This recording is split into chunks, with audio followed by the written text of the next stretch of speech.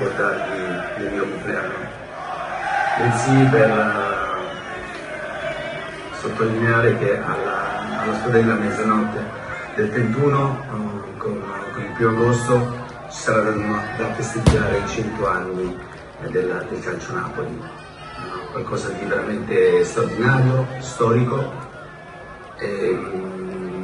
Io sono veramente onorato di far parte della storia di questa grandissima squadra, di questo grande club con una grandissima tradizione. 100 anni di storia dove sono passati tantissimi calciatori importanti, inevitabile che uno su tutti bisogna ricordarlo, che è Diego Armando Maradona, e tanti presidenti, tanti allenatori che hanno contribuito a far sì che in 100 anni si scrivessero delle pagine importanti. Niente, io quello che mi sento di dirvi è vi auguro tutto il meglio.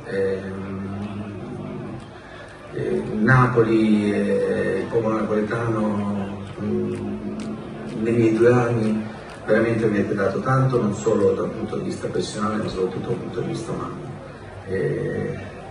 Penso che siamo molto simili nei sentimenti, nella passione che mettiamo in tutte le cose.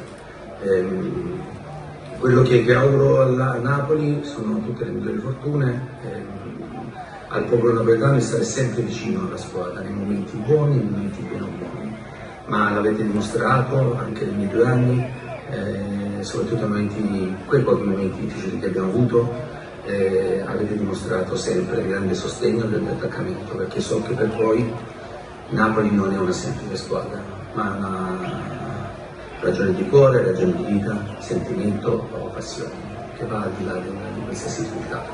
Vi abbraccio forte e l'augurio migliore: ci saranno altri 100 anni ricchi di storia e di grandi soddisfazioni.